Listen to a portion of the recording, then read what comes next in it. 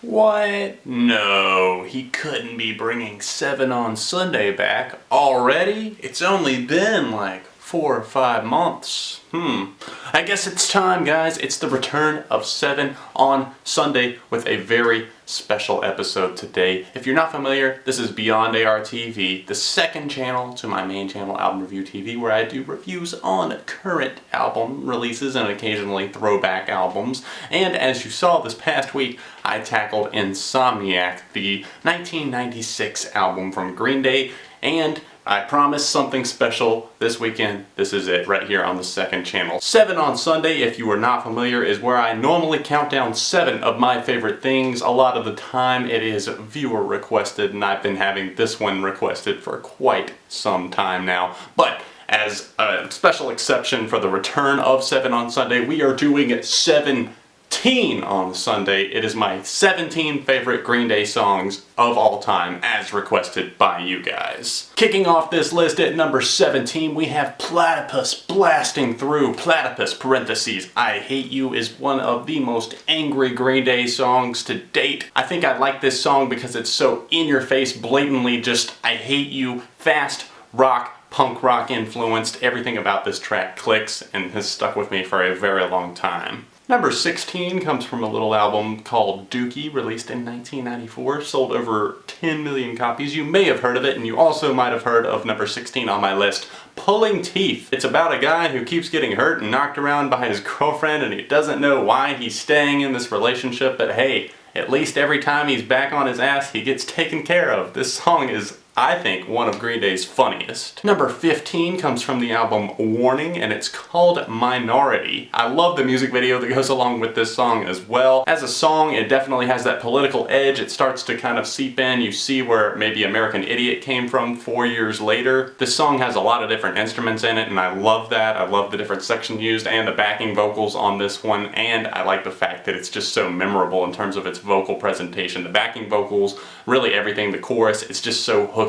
Number 14 is called Let Yourself Go, from a 2012 release called Uno, the first out of a trilogy, Uno, Dos, and Tre. I first heard Let Yourself Go in 2012 at the MTV Awards, where they let the fans rush the stage, and I thought that was awesome. The performance was just so energetic. I immediately went and picked up the song on iTunes, and I've been rocking out to it pretty much in rotation ever since then. I think this one captures everything that Green Day can be about whenever they make kind of just an in-your-face type song. It's definitely got that punch to it, but at the same time, it's very catchy. Once again, backing vocals are on point on this one, and I love the guitar solo. Number 13.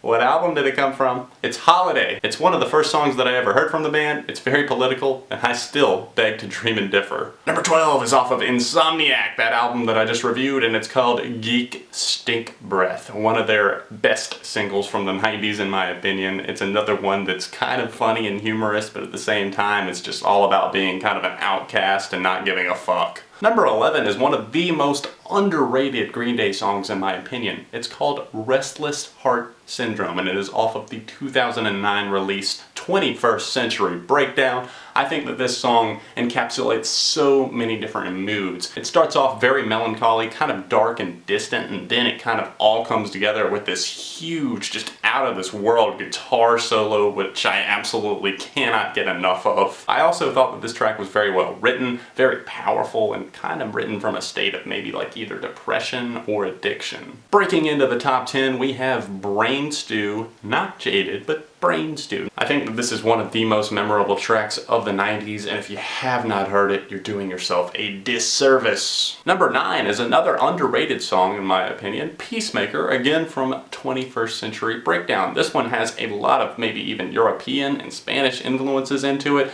I like the kind of the rolls of the tongue and the acoustic guitar just sounding very, very Spanish influenced, and I think that Billy Joe did a great job writing this one. I think that the lyrics are what make it work so well along with it. It fits with the concept of the album, but also tries a lot of new things in the terms of 21st Century Breakdown. Number 8 is the track Blood, Sex, and Booze from the 2000 album Warning. I was a little bit late on getting into this one. It was probably only a couple of years ago that I really started to love it, but it really came around on me, and I really think that the lyrics, I like the way that they kind of are just so snarky with them, and they kind of dig at attract certain groups and people, and I also love the way that this song turns and evolves into so much more whenever that guitar solo breaks in. Number 7 is a very heartfelt track, a very powerful one, an ode to Billie Joe Armstrong's dad. It's called Wake Me Up When September Ends from the 2004 release American Idiot. It's one of those songs that will give you chills, one that you will sing your heart out to every single time it comes on. I'm never not air guitaring to the solo on this one, but then again, that's the case for so many of Green Day's songs. Number 6 slows things down a little bit, gets a little bit more acoustic on us. It's called Waiting from the 2000 album Warning. I thought it was one of the most underrated singles that they put out. I know I'm saying underrated a lot and I hate that, but Waiting is one that I thought was just very melodic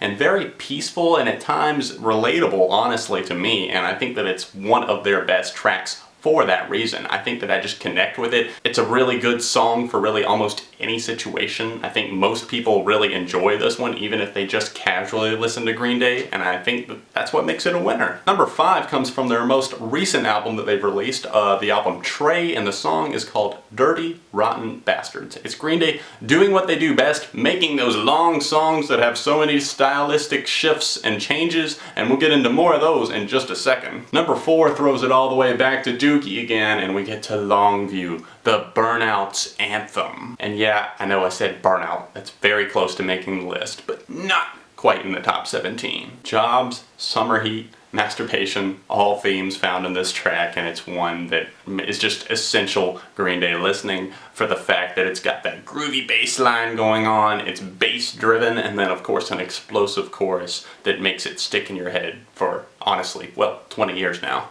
Not that I've been listening to Green Day for 20 years, but you get the point. Yes, Green Day is my favorite band. Yes, American Idiot is my favorite album of all time. So the top 3 do come from that record. Which 3? Let's start off with number 3. That would be Homecoming, the next to last track on the original version of that album that did not feature too much too soon. Homecoming, once again, split up into different sections, kind of like Dirty Rotten Bastards, kind of like Jesus of Suburbia. Homecoming features the death of the title character, Saint Jimmy, and it's a very tragic song, but at the same time, it's a hell of a ride. Trey sings on this song. It's all over the place. Fast drumming, fast guitars, shifting, great vocals from Billie Joe, a lot of very memorable lines that will stick out in your line, and you can chant along with Billie Joe Armstrong about watching Spike TV. I'm the son of rage and love. Number 2 is Jesus of Suburbia. You gotta watch the music video along with this one because it is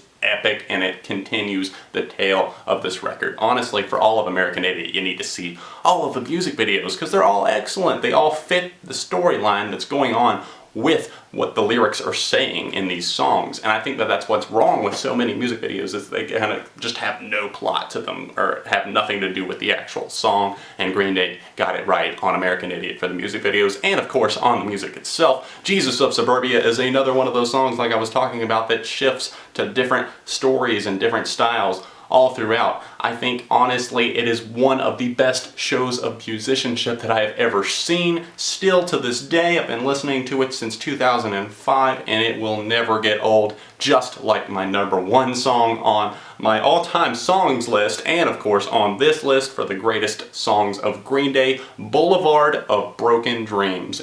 It's my life song. It's the song that changed how I saw everything in the world of music. It's just one that still tugs, honestly, it sounds cheesy, but it still tugs at my heart and honestly gets to me sometimes because I do think about that. You know, I'm still someone that I feel like is walking this world alone sometimes. I think that that's why I grasped onto that song so much and still have it like playing almost weekly probably. There are some songs that I don't like to play too much just because I don't want to get tired of them. Boulevard of Broken Dreams is one of those, but I still listen to it so frequently, will always probably relate to it and just have such a special place for it, and I don't ever see it not being my favorite song of all time and my favorite Green Day song. Anyways guys, I hope you enjoyed seeing my list of the greatest Green Day songs of all time, in my opinion. Leave yours in the comments section down below. Let's go for maybe your top 5. Let me know your top 5 Green Day songs. And also, if you have not seen the new backdrop and everything, let me know your thoughts on that. I kind of wanted to redo things. Obviously, this is a part of Red Hot October right here on Beyond AR TV. There's so much to come. 7 on Sunday is only a part of it, so make sure you subscribe to the channel, hit the like button on this video, and let me know what you think of the backdrop. I will see you very soon right here on Beyond AR TV, Beyond the Reviews.